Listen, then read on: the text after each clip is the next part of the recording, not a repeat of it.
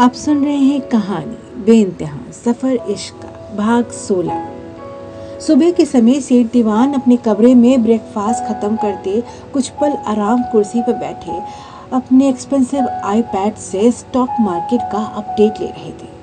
तभी अरुण वहां आता है। उन्हें बेवजह किसी का आना कतई पसंद नहीं था, इसलिए अरुण द्वारा दरवाज़ा नॉक करते वे सीधा अपना सवाल उस पर जड़ते हैं। बोलो अरुण, क्या बहुत ज़रूरी बात है?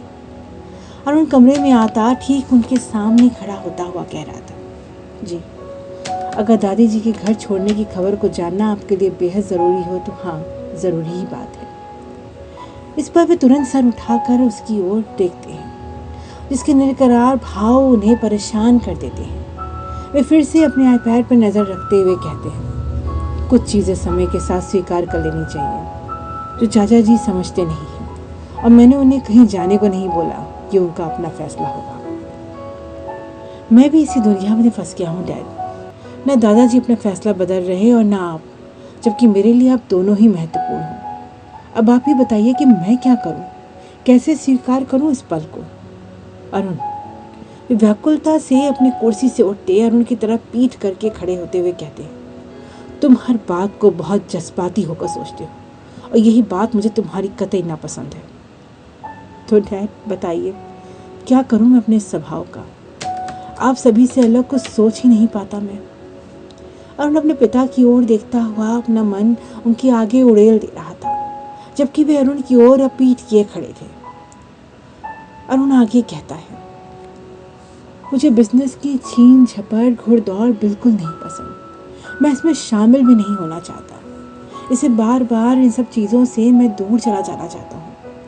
वे भी सिर्फ आपकी इच्छा के लिए मैं हमेशा वो करता रहा जो आप मुझसे चाहते थे। मेरी पढ़ाई, मेरा स्कूल, कॉलेज, विषय, सब कुछ आपने चुना। मैंने इसके लिए कभी उफ भी नहीं किया, क्योंकि मैं आपको नाराज़ नहीं करना चाहता था। ये परिवार ही है जो कमज़ोरी बनता मुझे इससे दूर नहीं होने नहीं देता। दादाजी, आप, बाकी सब, इस सारा परिवार मेरी ताकत भी है तो मेरी कमज़ोरी भी। मैं इसके खोने के बदले अपना सब कुछ दे सकता हूँ, पर ये परिवार नहीं खो सकता। मेरा आज का सच यही है। कुछ पल रुककर अरुण अपने पिता की ओर देखता है, जो अभी भी उसकी ओर पीठ करे मछली घर की ओर देख रहे थे, जहाँ छोटी शार्क फिश बार बार छोटी मछलियों को जबरन दौड़ा रही थी, और बाकी की मछलियाँ उससे दूर होने पर भी उस दहशत से शार्क फिश से दूरी बना रही थी।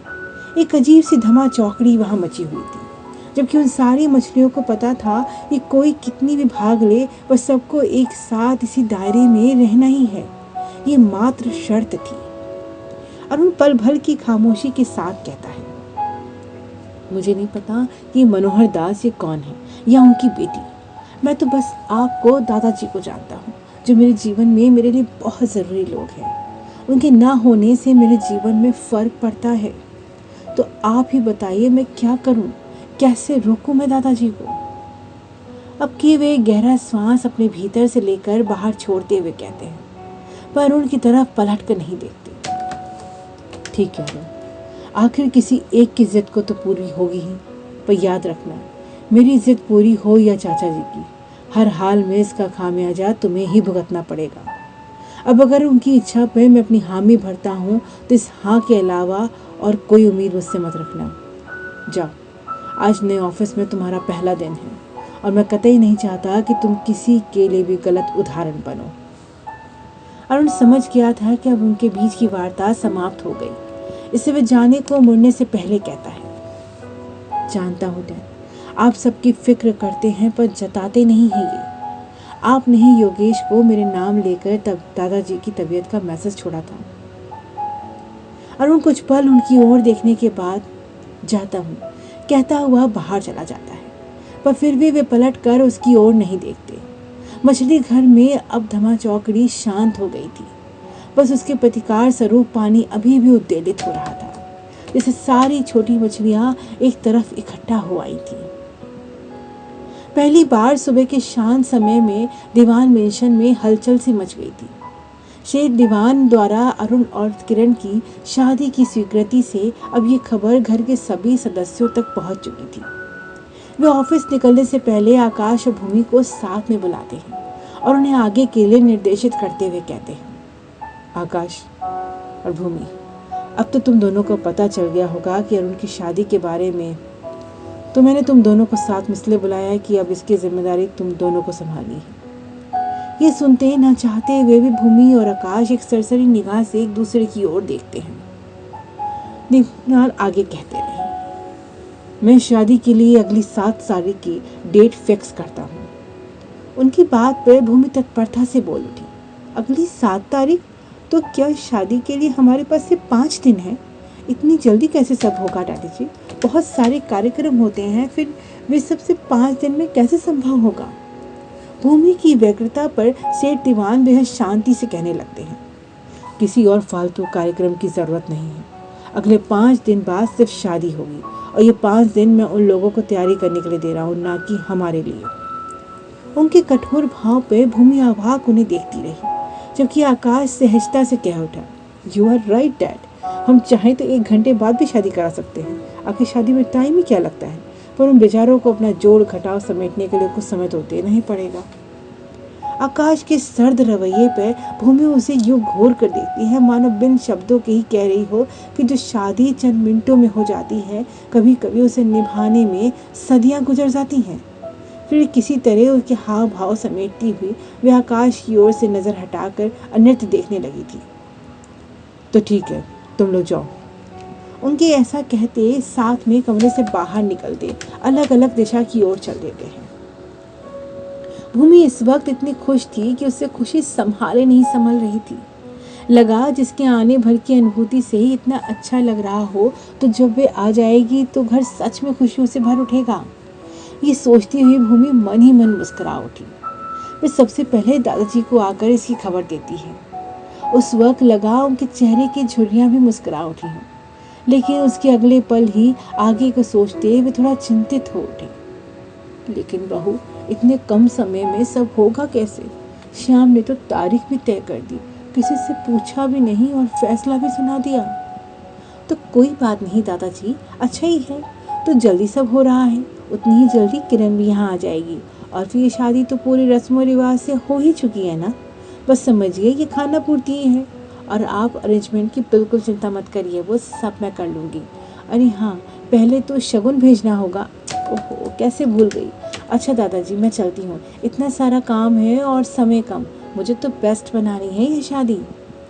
भूमि की व्यग्रता पर वे सुकून की सांस लेते हुए कहते हैं, तुम्हारे होने से मुझे इस बात पर कोई संशय नहीं, एक बार फिर से पूरे धूम से शादी होगी मेरे अरुण की। वे सुकून से आंखें बंद करते मुस्कुरा देते हैं। उनकी बात पर अपनी सहमति भरी मुस्कान देती भूमि तेजी से बाहर निकल जाती है। अभी वो कुछ सोचती सोचती बाहर निकल ही रही थी कि मुख्य द्वार की ओर तेजी से बढ़ती हुई मेनका पर उसकी नजर जाती है, जो बाहर निकलने को कुछ ज्यादा ही व्यग्र नजर आ रही थी। मेनका को देखते भूमि उसे आवाज देकर रोकती है। मेनका भी उनकी बात पर इस तरह पलटती है जैसे उसकी चोरी पकड़ी गई हो। इतनी सुबह कहाँ चली मेनका? ओ भाभी, वो मेरी दोस्त है ना वैशाली, वो पंचकनी जा रही है, तो बस वहाँ से कुछ मंगाना था और उससे मिलना भी था, इसे थोड़ी जल्दी थी मुझे। अपनी बात बहुत धीमे से खत्म करती हुई कहती है, और तुझे पता भी है कि यहाँ क्या हो रहा है? हाँ भाभी, अभी कुछ देर पहले ही पता चला, अरुण भैया की शादी ना। अपनी बात पक्की करने पर अंत में प्रश्न के साथ अपनी बात खत्म करती भूमि की ओर तेजी से आती है। भूमि भी पूरी उत्सुकता से उसके कंधे पकड़कर झूमती हुई कहती है, और क्या, इतनी बड़ी खबर सुनकर भी तू जोश में नहीं आई? क्या बात करती हो भाभी, मुझे भी ना बस आपकी तरह ही लग रहा है कि कस कर झूम जाऊं। आपकी शादी के वक्त मैं छोटी थी, इसलिए सोचती हूँ जिस वक्त अरुण भैया की शादी होगी उस दिल के सारे अरमान पूरे कर लूँगी मैं। हाँ सच्ची, तो जा अभी अपने काम करके आ, फिर हमें साथ में कितनी सारी शॉपिंग करनी है। सबसे पहले शगुन भेजना है, उसमें कोई कमी नहीं रहने वाली। मेनका भाभी के कंधे से लगकर हटती ही बोली, बिल्कुल भाभी, जल्दी आती हूँ लौट के मैं। भूमि खुशी से झूमती हुई पलट कर देखती है तो हरिमन काका मिठाई का भोग थाल लिए दादाजी के कमरे से वापस आते उल्लास से सभी नौकरों को मिठाई बांट रहे थे।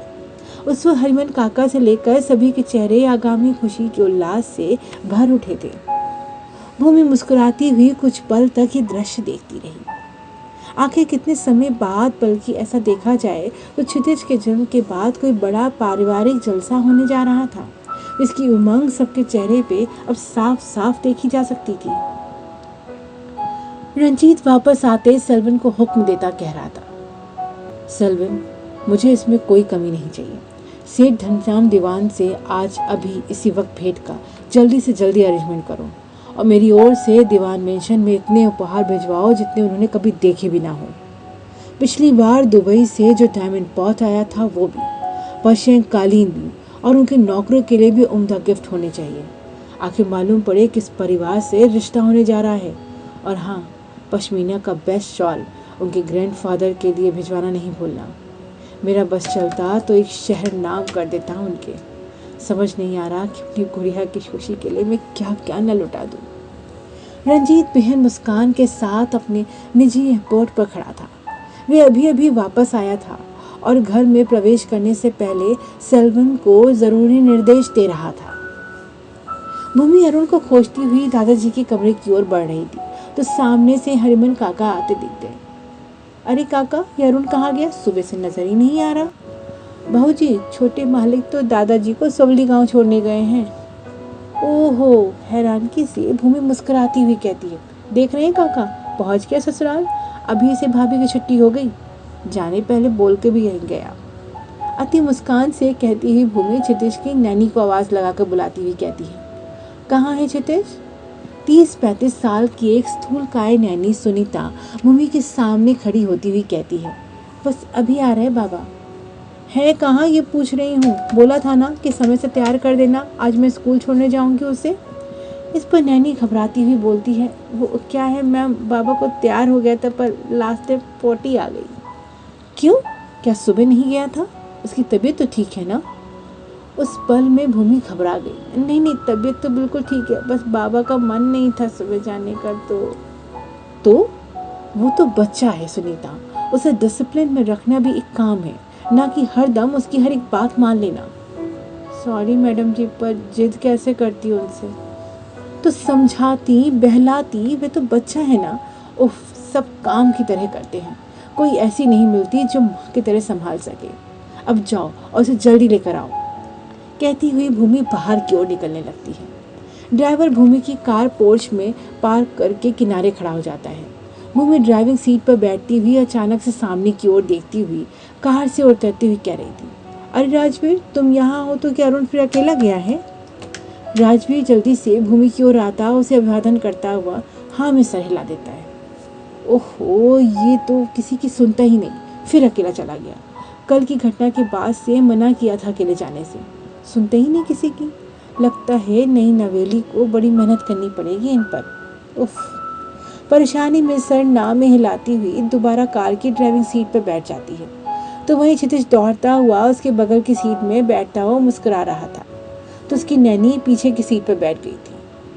भूमि स्टीयरिंग पे हाथ रखे रखे उसकी ओर देखती हुई कहती है, लगता है तुम चाचा भतीजे की ना क्लास लेनी पड़ेगी। इस पर क्षितिज बत्ती सी दिखाता हुआ हंस देता है।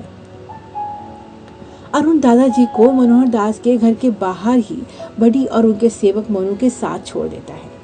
मोनू एक 19-20 साल का खुशदिल लड़का था जो बड़ी का बखूबी ख्याल रखता था। बड़ी भी यहाँ आता अपने 3 साथियों बबलू, काली और चमेली से मिलने को उत्सुक बना हुआ था, इसलिए वह सीधा घर के पीछे के हिस्से की ओर भाग जाता है। बेटा, एक बार साथ में अंदर चलते तो अच्छा लगता, दादाजी अरुण को टोकते हुए कहते हैं। अरुण दादाजी के कंधे को आश्वासन से अपने बाजू से भरता हुआ कहता है, जरूर चलता, पर आज बहुत ज़रूरी है, समय पर पहुंचना है। आप आराम से जब तक चाहे रुकिए, मैं गाड़ी भिजवा दूंगा। चलता हूँ दादाजी। वे आज अपने पहले दिन के लिए उनका आशीर्वाद लेते, उनके पैर छूते जाने लगता है तो वे उसका माथा उसको चूम देते हैं और ढेरों आशीर्वाद देते विदा करते हैं। दादाजी घर के अंदर चल दिए थे तो अरुण अपनी कार की ओर बढ़ जाता है जो अपने मुख्य फाटक के बाहर पार्क की थी। वे बस कार का दरवाज़ा खोलकर बैठने ही वाला था कि कोई महीन आवाज़ उसके कदम रोकती है। वे आवाज़ की ओर पीछे पलट कर देखता है तो कोई उसकी ओर लगभग भागती हुई आ रही थी।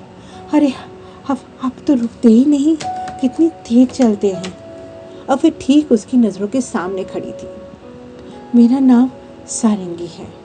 वह फिर एक साहत सांस की छोड़ती है। तो दादाजी ने मुझे आपकी तबीयत नहीं, दीदी जी ने मुझे आपकी तबीयत पूछने भेजा है। कौन दीदी? अरे किरण दीदी, मतलब मेरी दीदी। कहती हुई वह घर की छत की ओर उंगली से इशारा करती है, जहाँ एक सतरंगी दुपट्टा लहरा रहा था। वह हवा में बल खाता बार बार कुछ इस तरह से मुड़ जा रहा था कि उसके पीछे खड़ी काया स्पष्ट हो जाती।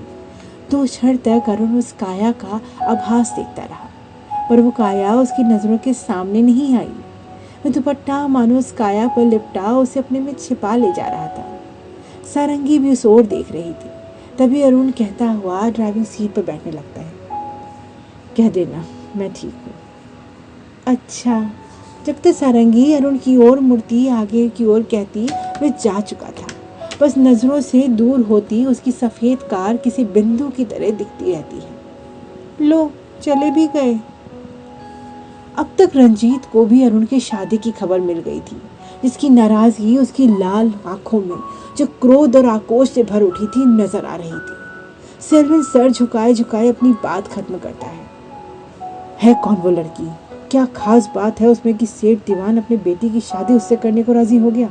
पता करो सेल्विन, हर एक बात का पता करो कि ऐसा क्या है कि शादी को 5 दिन में ही कर डालना चाहता है वो। दांत गुस्से में भींचे रंजीत जमी को यूं घूर रहा था मानो अभी वहां से कोई सैलाब फूट पड़ेगा। मेनका तेज रफ्तार से कार चला रही थी कि तभी उसकी कार एक चीख के साथ रुक गई। मेनका जल्दी से कार से उतरकर बाहर आती है। वह मुख्य सड़क पर जल्दी पहुंचने के लिए गली से कार निकाल रही थी, पर अब उसके रुकते कदम क्षणों में ही वहां भीड़ जमा हो गई। सभी की जुबान में मेनका के लिए ढेरों अपशब्द थे। दरअसल एक छोटा बच्चा मेनका की कार से भिड़ता हुआ अपनी साइकिल के साथ नीचे गिर पड़ा था। उस भीड़ के बीच जमी में वह बच्चा घायल पड़ा था। वह भीड़ का ध्यान उस बच्चे से ज्यादा मेनका पर था। कुछ तो उसकी कार के बोनेट को ठोकते उसे डरा रहे थे, तो कुछ खड़े खड़े बेकार की बातें उसे सुना रहे थे। मेनका बुरी तरह से घबरा गई थी। वे तो उतरकर उस बच्चे को देखने आई थी, पर दूसरी ही मुसीबत में फंस गई। वह उस बवाल से जल्दी से छुटकारा पा लेना चाहती थी, इसलिए वह अपने पर्स से बिना देखे ही कई नोट निकालकर उन भीड़ की तरफ बढ़ाती हुई लगभग गिड़गिड़ा उठी। प्लीज़ मुझे जाने दीजिए। देखिए, इस घटना का हर्जाना देने को भी मैं तैयार हूँ। आप बोली 5,000, 10,000, पर मुझे जाने दीजिए। वह 500 के नोट उसके आगे लहराती हुई कहती रही। वह उस भीड़ की दिलचस्प नजरें अब और कसकर मेनका पर टिक गई। अरे कोई पुलिस को बुलाओ। गाड़ी पर बैठते हैं ना ये लोग अंधे हो जाते हैं। इसकी गाड़ी तोड़ दो, हम तो कहते जला दो। रुपया देके छूट नहीं सकती। कई ऐसी ही आवेशपूर्ण आवाजों के बीच मेनका बार बार चीख रही थी, पर कोई सुनता ही नहीं चाहता था। भीड़ उसकी ओर बढ़ती जा रही थी। लोगों की दिलचस्प नजरें अब और उस पर टिक गई थी। बच्चा अभी भी सड़क पर बेसुध पड़ा था। भीड़ पूरे आक्रोश में थी कि तभी किसी ने तेज किस्म की सरगोशी की। ठहरो। सब उसकी ओर बुलंद आवाज की ओर चली गई। भीड़ में एकदम से सन्नाटा पसर जाता है। मेनका भी उस आवाज के चेहरे की ओर गौर से देखती है। वे बड़ी हुई हल्की दाढ़ी में विवेक था। उसकी मजबूत बदन पर बेहद सस्ती सी कमीज थी और वह मेनका को नजरअंदाज करता बच्चे की ओर बढ़ रहा था। ये क्या हो रहा है? बच्चा जमीन पर पड़ा है, उसका ख्याल छोड़कर क्या हंगामा मचा रहे हो तुम लोग? ए, तुम कौन होते हो?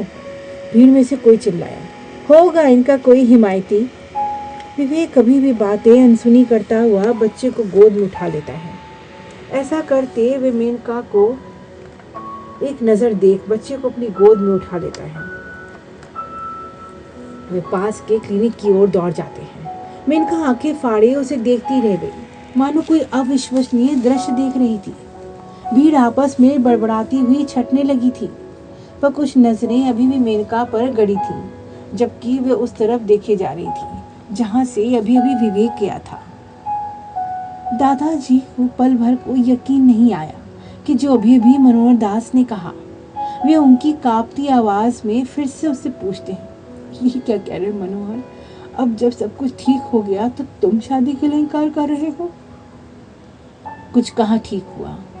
अब कुछ तो वैसा नहीं है चाचा जी, बस अब इस बात को यहीं ख़त्म कीजिए और मुझे बस अपने अंदर इस बात की हिम्मत जुटाने दीजिए कि किस तरह से मैं अपनी बच्ची को ये सच बता पाऊंगा। वे हाथ जोड़ते हुए लगभग गिड़गिड़ा उठे। उनके जुड़े हाथ पे अपना हाथ रखते हुए दादाजी अपनी नम आवाज में कह उठे, नहीं नहीं मनोहर, ऐसा मत करो। अरुण को अभी तुमने सही से जाना ही कहाँ है। वह तो कावेरी की पूजा का फल है, समझो। अपने पिता और भाई से बिल्कुल अलग है वह। उस पर अपना भरोसा मत उठाओ। अपने जीते जी मैं ये न देख सकूंगा। ये शादी है कोई खेल नहीं। यही तो मैं कह रहा हूँ चाचा जी, शादी सिर्फ दो लोगों का नहीं बल्कि दो परिवारों का, दो संस्कारों का, दो मतों का होना भी एक होता है। और जो होता हुआ मुझे दिख नहीं रहा वो बहुत बड़ा घर है और मेरी किरण बहुत मासूम है। वे वहाँ का चाल ढंग नहीं समझ पाती। उसका मन बड़ा मासूम है। वे दुनिया के दांव पेच से अनजानी है। उसे कैसे मैं जानकर ऐसे घर में झोंक दूँ जिसके लिए वैसे फर्ज भर है। मेरी तो सारी दुनिया ही मेरी बच्ची है। मुझे माफ़ करिए चाचा जी, अब इस रिश्ते को सच में यही खत्म हो जाना चाहिए। सही कहा था श्याम ने कि मैं जिस सेवा को लांघने की सोच रहा हूँ वे बस एक दहलीज भर नहीं है, बल्कि उसके मेरे बीच जमीन आसमान का भेद आ चुका है। अब अचानक उसकी बातों के बीच हंसी की तेज फुहार गूंज उठती है, जिससे पल भर को उनके बीच में मौन छा जाता है। असल में सारंगी जब से अरुण से मिलकर आई थी तब से किरण उनकी क्या बात हुई उससे पूछे जा रही थी। वह सारंगी मौके का लुत्फ उठाती मुंह पर हाथ रखे उसके मन की बेचैनी का मजा ले रही थी। सारंगी जहाँ होठ दाबे मुस्कुरा रही थी वह किरण उसकी मिन्नतें करने में लगी थी। ये सुनते हो मनोहर, पर मैं सुन के समझ पा रहा हूँ कितने वर्षों तक जिस घड़ी का इंतजार किया गया है उसे तुम जरा सी बात के लिए कैसे नकार सकते हो। सोचो, अगर ये ईश्वर की मर्जी नहीं होती तो दोबारा तुम कैसे अचानक मिलते। अब आगे तुम खुद तय करो कि कैसे तुम ईश्वर की मर्जी को रोकोगे। दादाजी नाउम्मीदी के साथ अपनी बात खत्म करते हैं, जबकि मनोहर दास हताशा से सर झुकाए जमीन की ओर देख रहे थे। आखिर क्या होगा किरण और अरुण इस अनजाने रिश्ते का? क्या उनकी शादी को स्वीकार किया जाएगा या कोई और होगा? इस कहानी को जानने के लिए इस कहानी से जुड़े रहें और सुनते रहें रोजाना नए नए पाठ। और कहानी पसंद आने पे सब्सक्राइब करें, लाइक करें और अपने मित्रों से साझा करना बिल्कुल ना भूलें।